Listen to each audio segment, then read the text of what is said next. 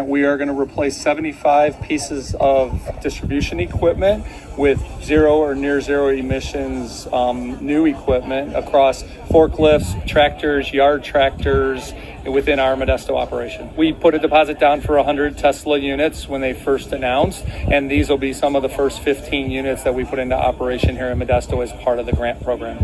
Our average distribution range is about 400 miles. So these are designed, and we're continuing to work with Tesla and partnering with getting it to the right range. But we believe that this technology will meet our needs in our distribution network. Tesla Semi, Pepsi Sacramento, lease or not. It was announced by the vehicle head of Pepsi that all the Tesla's semis, at least up to the 100 count that they've purchased, would be bought and not leased. Now, a certain portion of these directly relate to between $15 and $30 million grant from the state of California. And in order to reserve those vehicles, Tesla has actually required the buyers to actually completely purchase, as of 3 years ago, within 3 months of when those vehicles were reserved. We also have the introductory vehicles were mandated to be paid for ahead of time, but Tesla really didn't get into what the options looked like that the early buyers had claimed. So this whole issue of buy versus lease seemed rather strange. The reason is that most large entities, like Pepsi, actually lease their tractors. After some digging, it was revealed that the leasing process usually puts about 100K of miles on a tractor each year. The reason for lease versus buy is that rising costs of maintenance as the vehicles have more mileage on them is handed back to the lessor over time and not eaten by the lessee. One of the reasons stated by Pepsi for the buy of the Tesla Semi is they get a tax credit of $40K per truck. They got California state support as well. And they specified that given that there were no maintenance costs up to 1 million miles, that it validated purchasing as capital equipment rather than leasing because of overall lower costs.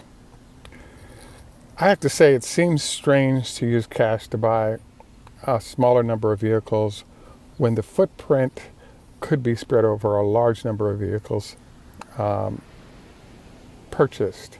So if you're leasing, your out-of-pocket dollars are obviously lower, and it seemed to make more sense not to buy, but that's what Pepsi's doing in this case.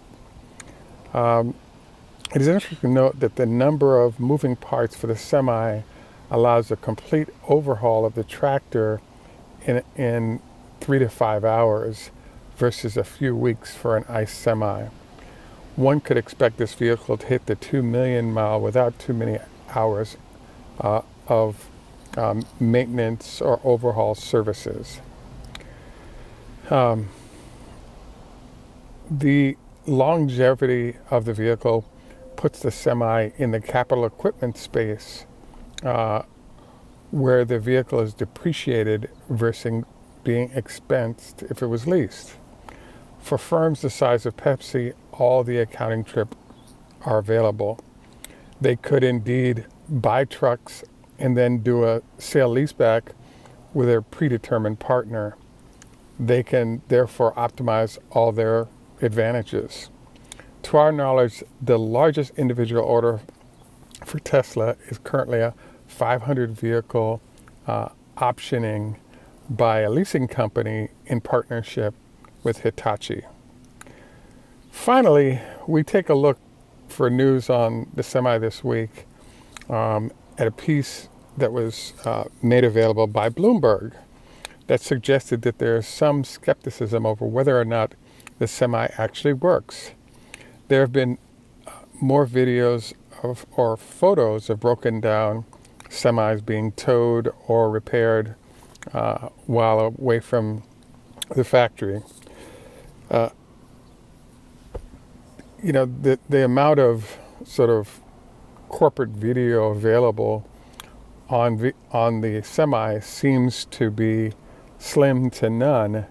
And when we have these breakdown videos or some videos of the vehicle moving along the freeway without any sort of corporate articulations, I just think this leads to a lot of speculation.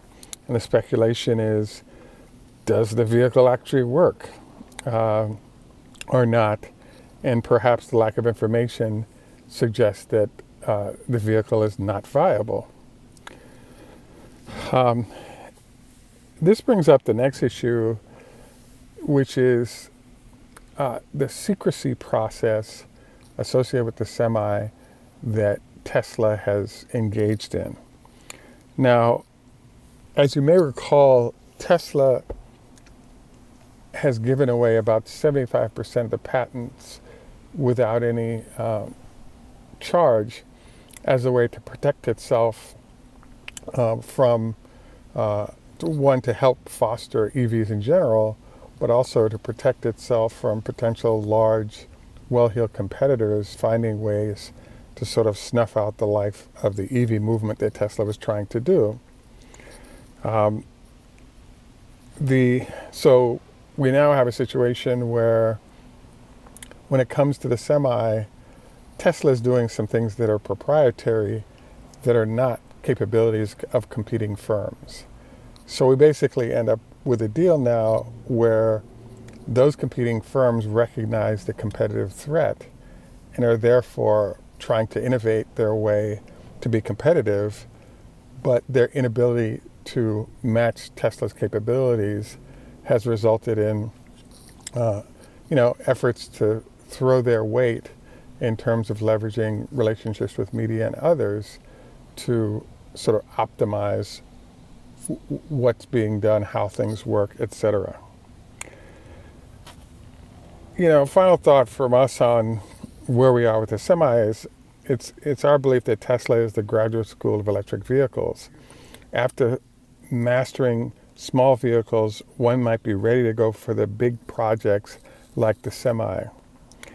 Any information shared only shortens the time to competitors working on smaller vehicles, cutting the cycle time to having develop their own semis. So I really expect that Tesla will put a huge number of non-compete, no comment clauses on top of any buyers of the semi, because there is a limited amount of time that they have before the vehicles that they've produced are reverse engineered. So congratulations to Tesla and Elon for getting a semi done that does 500 miles. Congratulations on getting it into manufacturing on a stealth mode as they've done. And we really look forward to having, the pollution issue dealt with. Part of the process that we've been doing is to monitor what's going on with large competitors. Perhaps the largest competitor is the folks at Daimler Trucks. Daimler is, formidable. They own 42% of market share on heavy trucks around the world, so they definitely deserve respect. We will follow up this show with a Daimler show to look at what's going on with them and their electric vehicles, because they've claimed 1 million miles worth of travel in the hands of customers. We recently viewed material that suggested that they have an order now for 800 electric vehicles capable of 250 miles for a company called Schneider which is a freight company that helps to move freight off the docks in greater Los Angeles into the Inland Empire. I have to say I'm very, very surprised at the size of the order that's been made at $400,000 a vehicle. That's easily, 3 times the $125,000 per vehicle norms for ICE vehicles. So it'll be fun to see if their trucks are working, how they're working, and if they can meet the delivery targets requested. And I just have to say it's mind-blowing to see those kind of prices on a vehicle which is basically 3 times market. So as we learn more about what's going on in the world of electric semis, we will definitely update you. And thank you for joining us for this show. We now move on to our health tips for the day. And I would have to say that I'm currently hunting for a yoga class. One of our physical therapy docs had suggested that it's great to work out, it's great to lift weights and walk, but maintaining flexibility as you age is a big deal. So I have done yoga in the past, and I think that's one way one could help maintain that flexibility is by doing yoga, and therefore wanted to encourage you to consider that as well. At any rate, this is Greg for Teslafaninsight. Tschüss German, au revoir French, Lehitro Hebrew, Hoda Hefez Farsi, Zdaisuche Russian, Ni hao ma Chinese, Konbanwa Japanese, Heido Swedish. In Jamaica we say enough respect, walk good man. Thanks for joining us and have a great day, and bye for now.